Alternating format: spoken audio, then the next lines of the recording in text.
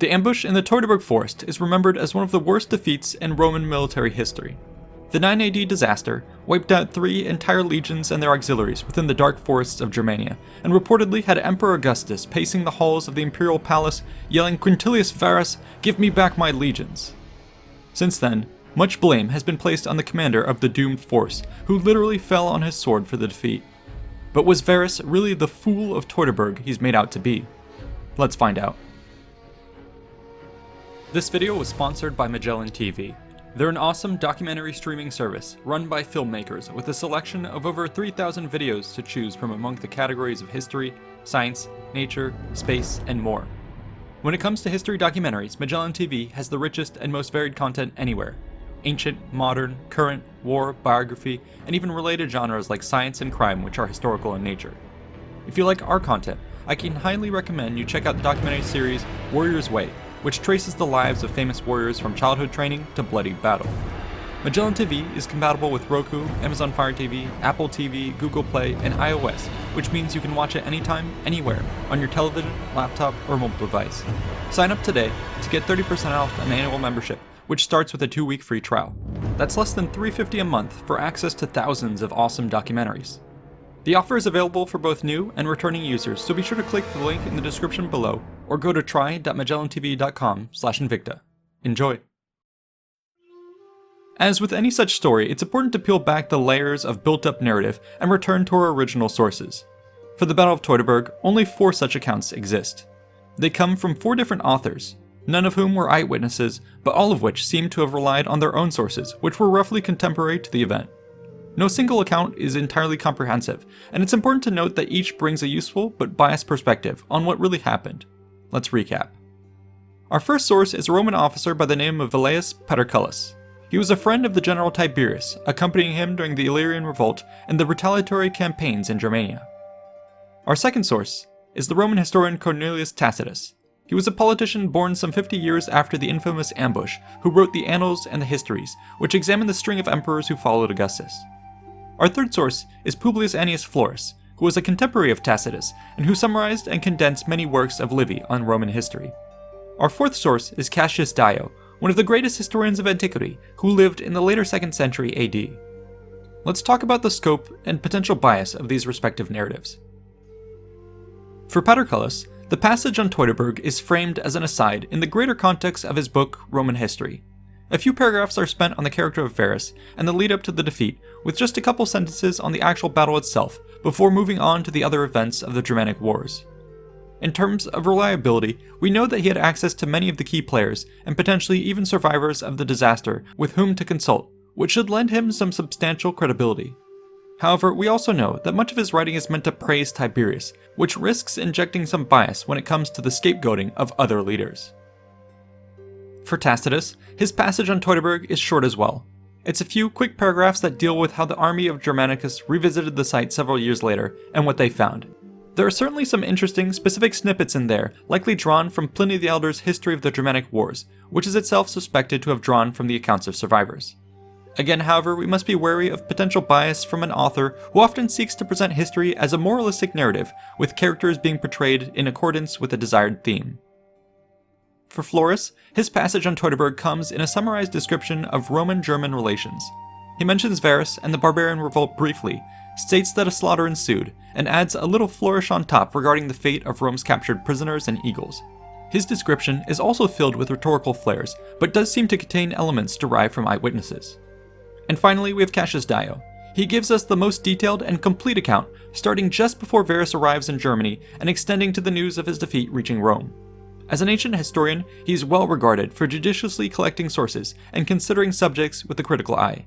Yet even so, we should accept his story cautiously, as we don't have a way to examine what kinds of sources he had access to some 200 years after the event. These 4 sources form the foundation for our understanding of what happened at Teutoburg.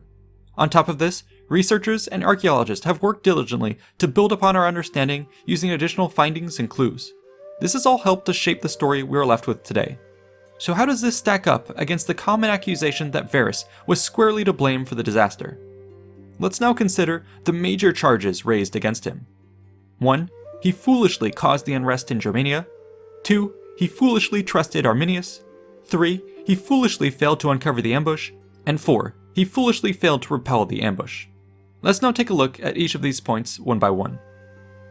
The first accusation is that Varus basically precipitated the ambush by creating unrest in Germania.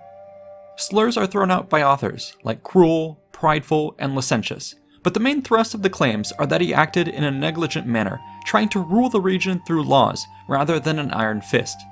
Paterculus states that, quote, he entertained the notion that the Germans were a people who were men only in limbs and voice, and that they who could not be subdued by the sword could be soothed by the law. With this purpose in mind, he entered the heart of Germania, as though he were going among a people enjoying the blessings of peace, and sitting on his tribunal, he wasted the time of a summer campaign in holding court and observing the proper details of legal procedure. Florus then goes on to add that Varus, quote, had the temerity to hold an assembly and had issued an edict against the Chatti, as though he could restrain the violence of barbarians by the rod of a lictor and the proclamation of a herald. So basically, the idea to summarize here is that he was a fool for attempting to treat such inherently warlike people with anything but the language of force they best understood. It's a point that reeks of Roman condescension and is a bit hard to take seriously. But let's humor the idea and see whether Varus was out of his depth when it came to governing an unruly province. Well, if we look at his track record, Varus was not some administrative greenhorn. His family was well connected politically, and he seems to have been plugged into a fair amount of important posts early on. For instance, it appears that he participated in the campaigns to pacify the Alpine regions around 15 BC, was made co-consul with Tiberius in 13 BC, and served as governor to multiple provinces including Africa and Syria. This last post is of note. It's here that he commanded 3 legions in one of Rome's most volatile imperial regions. When unrest broke out, Varus moved decisively to crush a rebellion in Jerusalem, crucifying 2,000 insurgents in the process. Clearly, he was not one to treat enemies of Rome with kid gloves. It's perhaps for this reason, and his important political connections, that he was appointed as first governor of Rome's newly minted province of Germania. There, he commanded several legions, and seems to have done what just about any other Roman administrator would have. He dispensed justice, collected taxes, built forts and roads, and mingled in local affairs to secure the peace. Admittedly, we don't know much about the finer points of his governing methods, but it seems likely that the pushback he eventually received from the locals was part of a larger trend of anti-imperial resentment. After all, Germania had only recently been pacified, and even then it was really in name only. For example, just a few years earlier, the tribes had risen up in revolt, and surely there were many among the defeated who wished to try again when the opportunity presented itself. Rather than Varus himself in particular serving as the spark, it seems more likely that the outbreak of the Great Illyrian Revolt and the transfer of most of Rome's armed forces out of the area were more to blame for rekindling the dreams of German independence. So on this count, I'd vote not guilty. Let's move on to the next charge. In this case, the claim is that Varus mishandled the revolt that ensued by foolishly trusting Arminius. The story goes that the Roman general was making ready to leave his summer headquarters when the traitor brought news of a growing revolt. Apparently, another Germanic nobleman named Segestes tried to warn Varus of the betrayal, but was ignored.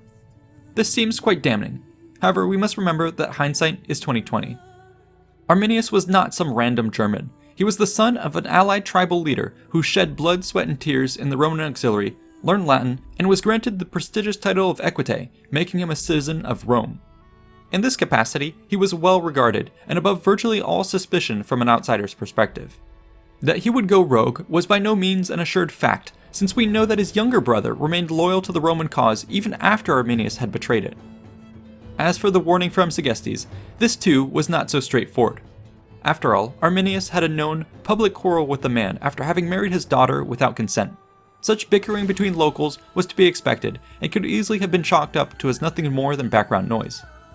Given the same chance, it's hard to imagine that your average Roman governor wouldn't also have chosen to trust Arminius, the citizen, over Segestes, the barbarian chief. Sure, an exceptional commander like Caesar or Tiberius may have sniffed out trouble and acted with greater caution, but that's raising the bar quite high. Thus, on these charges, I also find Varus not guilty. The next accusation of foolishness comes from the fact that while Varus perhaps reasonably trusted Arminius, he nonetheless failed to uncover the ambush while on the march. Based on our sources, this occurred for a couple reasons. The first reason is that Varus chose to march against the revolt by taking a shortcut through unfamiliar territory. Why do this? It sums dumb at face value. Well, he was apparently already headed west to encamp for winter along the more secure Rhine when word of the supposed uprising reached him. Deviating immediately to stamp out the threat, ASAP, was actually in keeping with Rome's standard operating procedure. According to historian Adrian Goldsworthy, quote, "When an uprising did occur, the Roman reaction was always the same. All the troops, which could be mustered at short notice, were formed into a column and sent immediately to confront the perceived center of their rebellion.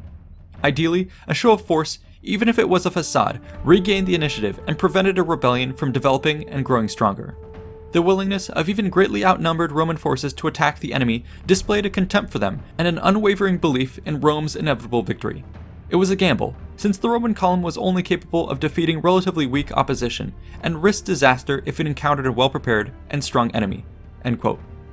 As examples of this risk, Goldsworthy goes on to point out the Roman loss against Boudica at the Battle of Cumulodunum in 60 AD, and the loss against Jewish rebels at the Battle of Beth Horon in 66 AD.